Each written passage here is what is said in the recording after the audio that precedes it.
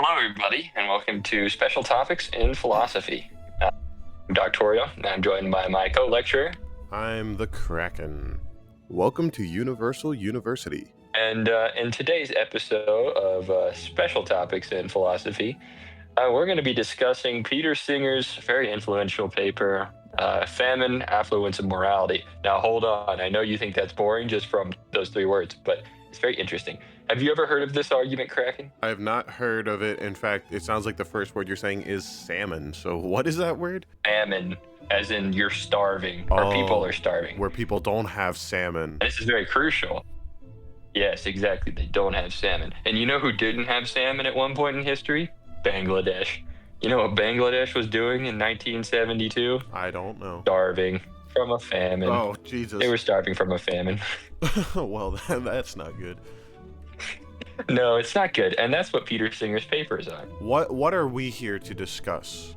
How about you give us a rundown of the paper? So the paper could be generally described as this main argument, which is Peter Singer says that just like how we have to save a drowning baby in a fountain that just happened to fall in, we would all agree that we should try and go help the baby if they're drowning in a fountain, because it's not that hard to do. Yeah, I would suppose so.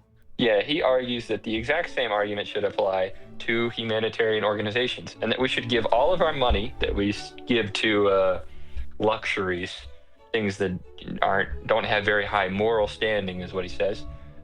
He says we should give all that money, instead of buying coffee and buying new clothes and cars, we should give it to humanitarian organizations to help with famine relief, because it has been shown that these humanitarian organizations have a high rate of using your money effectively.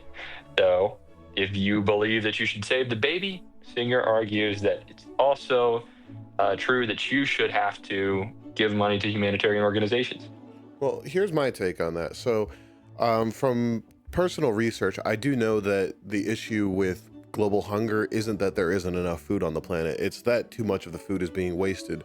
Like you mentioned, for luxurious purposes, such as like a donut shop throwing out donuts, which like that the calories in those donuts could have been put into something actually edible, like bread, for somebody who is starving. So I do think that I do think that there is kind of a responsibility where too much opulence is wasting people's lives. Like somebody who needs food isn't getting food, and that food could have, come from somebody who like bought a whole bunch of Japanese food on Amazon and is wasting it or something like that. Yeah, but see, so this is interesting because it can be generally described as like consumption. Have you heard of this term before? Mm-hmm.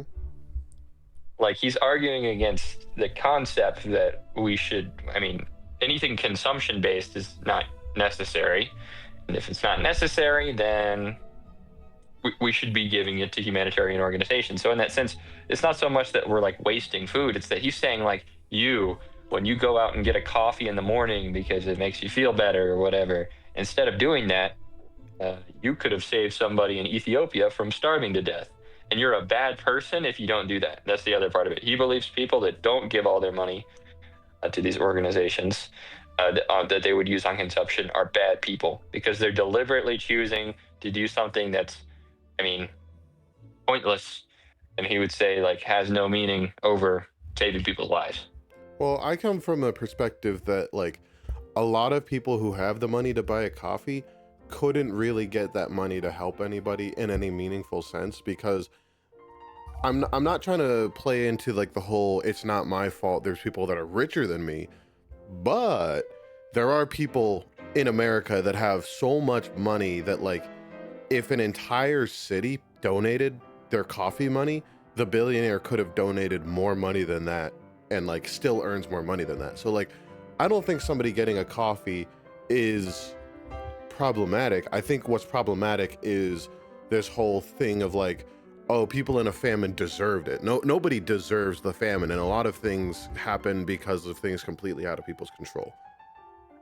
Right. So here's the Singer's argument against that. Let's take the baby who's drowning in the fountain. Was it a Christian baby? So the baby who's drowning. So let's say it's you, Jeff Bezos, and a homeless guy, and you're all watching this child drown in the fountain, and either the homeless guy or Jeff Bezos is saving the kid who's drowning in the fountain. Do you have an obligation to go get that guy out of the fountain, Well, or get the child out of the fountain, or just do the other people do more than you? I think I really should try. But I think that's kind of like a weird false equivalency, because like Jeff Bezos and the homeless guy would have equal capacity to help but when you talk financially, Jeff Bezos has so much more capacity to help than the homeless guy. So I think we should come back to this in the future and look. More capacity is not necessarily guaranteed here. So for Well, no. Because like if you were literally like at the mall and Jeff Bezos and a homeless guy, both of them can reach into the fountain and reach the baby out. But when you talk about funding, no. When you talk about funding people to prevent a famine, like Jeff Bezos, 1% of his net worth is a 10 trillion % of a homeless guy's net worth if the homeless guy's in debt. Right, but you see, the capacity is you're kind of defeating your own purpose, because the capacity, you would agree, is not what's important there when we're talking about the fountain scenario. Each person has a capacity to save that child, but it's not about who has more capacity or whatever. Maybe one of them's closer, one of them's farther away, right? It's the fact that you are trying, right? And in that sense, if people are spending their money on like useless things, consumption, right? It's not so much that they have, yes, it is true, they have less ability to impact a larger group of people, but that doesn't mean they shouldn't try and impact anybody, right? Like one starving Ethiopian child not starving is better than all Ethiopian children starving, right? Well, it's not about the capacity, is what I'm trying to say. That's what Singer would argue. I think this is a good topic to come back to in a future episode, but I did want to say right before we end, I don't know for certain that Jeff Bezos would save a child drowning in a fountain. Oh, that's a different question. Yeah. If by fountain you mean the entire city of Venice. Is it a billionaire baby? But is that baby made out of plutonium? I think we're going to have to come back to this one in a future week, because there's a lot to discuss.